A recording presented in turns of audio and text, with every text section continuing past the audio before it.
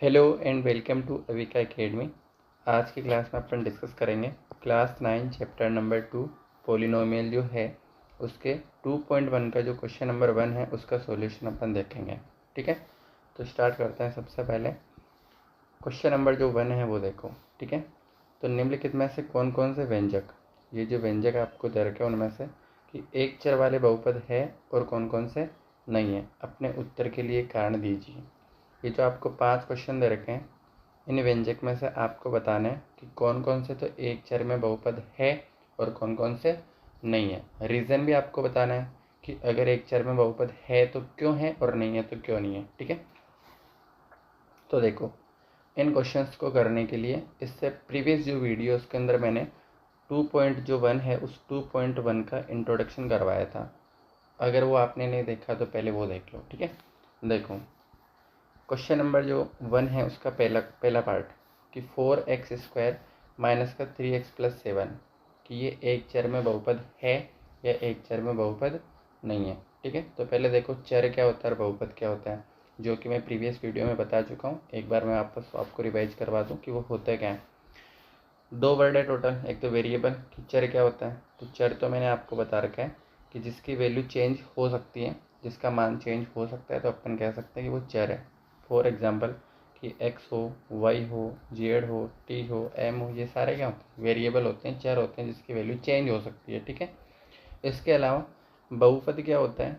ठीक है, तो बहुपद में जो चर की जो घात है वो हमेशा और हमेशा पूर्ण संख्या होनी चाहिए। पूर्ण संख्या क्या होती है कि जो 0 से इनफाइनाइट तक के नंबर होते हैं वो क्या होते हैं, पूर्ण संख्या, है ना। ठीक है, तो 0 से इनफाइनाइट तक के नंबर वो पूर्ण संख्या होती है, तो वो होनी चाहिए चर की घात। ठीक है, अगर पूर्ण संख्या नहीं बोलो, पूर्णांक बोलो, इंटीजर्स बोलो, तो नेगेटिव इंटीजर्स नहीं होने चाहिए, बाकी पॉजिटिव इंटीजर्स हो, 0 हो। ठीक है, ये ऐसे बोल दो 0 से इनफाइनाइट तक के नंबर कि कोई सा भी अगर है तो अपन कह सकते हो वो बहुपद है। ठीक है, देखें क्वेश्चन आपको दे रखा है 4x² माइनस का 3x+7।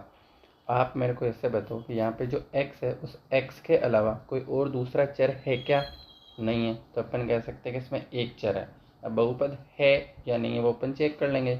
यहाँ पे जो x की जो पावर है, यहाँ पे 2 है, यहाँ पे 1 है, तो अपन कह सकते हैं कि 2 और जो 1 होते हैं वो क्या है, पूर्ण संख्या है। तो अपन कह सकते हैं कि जो 4x² माइनस का जो 3x+7 है ना, उसको अपन क्या कर सकते हैं, 4x² माइनस के 3x की पावर 1 कि x की पावर कितनी है 1 और 7 और x की पावर 0 के रूप में अपन लिख सकते हैं। सर ये x की पावर 0 कहाँ से आया, तो किसी की भी पावर 0 का मान कितना होता है 1, तो 7 इंटू 1 लिखो या 7 इंटू एक्स के पावर 0 लिखो, एक ही बात होती है। तो यहाँ पे जो चर की जो घात है वो क्या है, 2 है, 1 है और 0 है, तो अपन कह सकते हैं कि पूर्ण संख्या है, तो ये बहुपद हो जाएगा। तो अपन कह सकते हैं कि 4x² माइनस का 3x प्लस जो 7 है वो क्या हो जाएगा, एक चर में बहुपद हो जाएगा। आई होप कि आपको अच्छे से समझ आया होगा। ठीक है, फिर भी अगर आपको समझ में नहीं आया तो इसी का जो सेकंड पार्ट है वो सेकंड पार्ट देखो।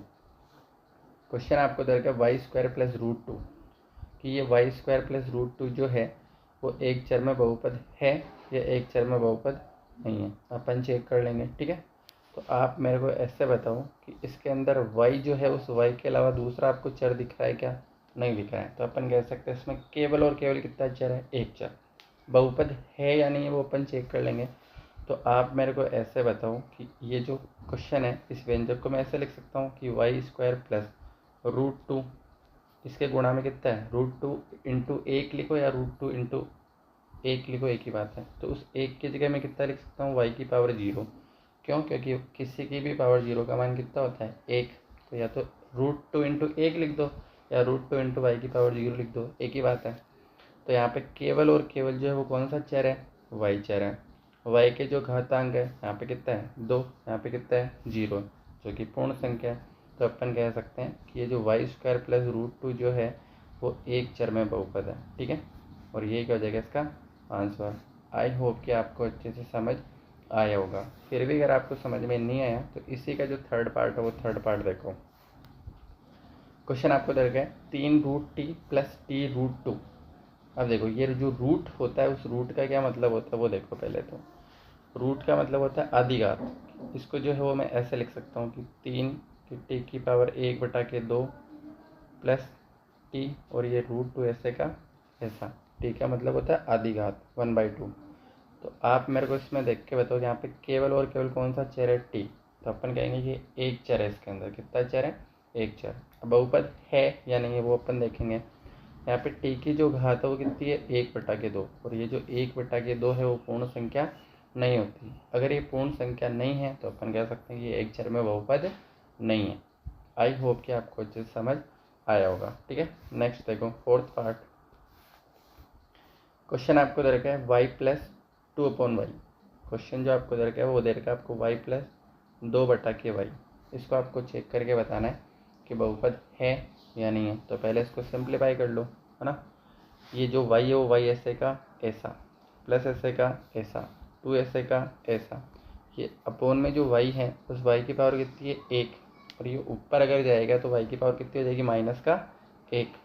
कि अगर नीचे पावर प्लस में हो तो ऊपर जाके किस में हो जाती है, माइनस में हो जाती है। वो आपको सबको पता होगा, ठीक है। देखो यहाँ पे केवल और केवल जो चर है वो कौन सा है, y। तो अपन कह सकते हैं कि इसमें केवल और केवल एक चर है। बहुपद है या नहीं है वो अपन चेक कर लेंगे, ठीक है। तो यहाँ पे जो y की पावर है यहाँ पे तो है 1 और यहाँ पे है -1। तो माइनस का जो 1 है वो पूर्ण संख्या नहीं होती। अगर ये पूर्ण संख्या नहीं है तो अपन कह सकते हैं कि ये एक चर में बहुपद नहीं है। आई होप कि आपको अच्छे से समझ आया होगा। नेक्स्ट देखो, 5वां question, last and final question दे रखा है आपको x की पावर 10 प्लस y की पावर क्यूब प्लस t की पावर 50। ये एक चर में बहुपद है या एक चर में बहुपद नहीं है। तो सबसे पहले अपन चर चेक करेंगे कि यहाँ पे टोटल जो है वो टोटल 3 चर है, x है, y है, t है। तो ये एक चर तो है नहीं, इसमें कितने चर है, 3 चर है। बहुपद है या नहीं है वो अपन चेक कर लेंगे। बहुपद की पावर यहाँ पे कितनी दे रखी है, 10 दे रखी है, y की पावर 3 दे रखी है, t की पावर 50 दे रखी है, जो कि पूर्ण संख्या है। यानी कि बहुपद तो है लेकिन एक चर में नहीं है। कितने चर में, 3 चर में है। तो अपन कह सकते हैं कि ये एक चर में बहुपद नहीं है। ये केवल और केवल कितने चर में बहुपद है, 3 चर में। तो अपने को तो केवल और केवल कितना बताना है, कि ऐसे बताना है कि एक चर में है या नहीं है। तो अपन कह सकते हैं ये एक चर वाला बहुपद नहीं है। आई होप कि आपको अच्छे से समझ आया होगा, है ना। Next, thank you so much for watching this video. अगर आपको ये वीडियो अच्छा लगा हो तो प्लीज़ लाइक करो, शेयर करो, सब्सक्राइब करो। Thank you.